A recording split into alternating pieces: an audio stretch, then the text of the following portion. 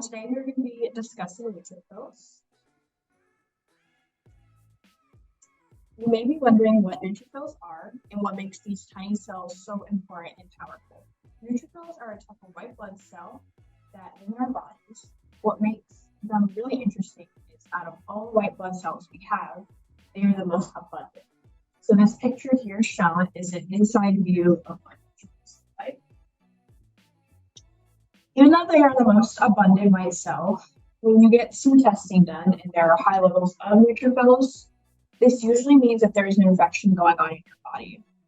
Neutrophils will travel to tissue to help fight the infection. Since your body is fighting the infection, this usually brings inflammation. So when you get a cut on your finger and it's really inflamed, that is a sign that neutrophils are protecting you. Now, how do they fight off infections?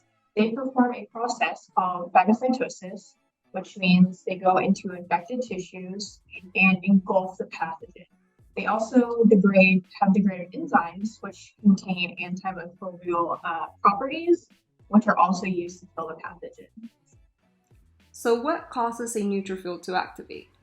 We know that neutrophils are the first line of defense, but how do they activate?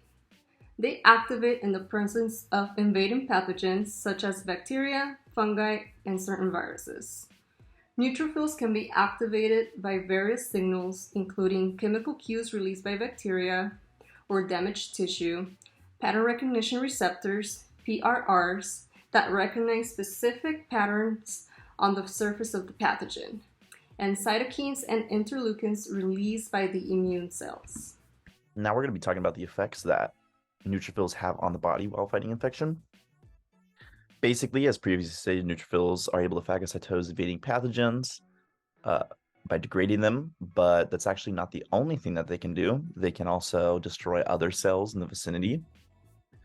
That's why we've deemed neutrophils as the Marines of the immune system. They're basically sent in, they burn up all the tissue in the surrounding area just to get rid of that single infection. This includes self cells, other tissue cells and whatnot, but can even include other neutrophils.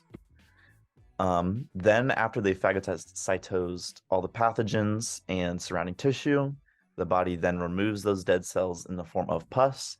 Everybody knows, super stinky and disgusting.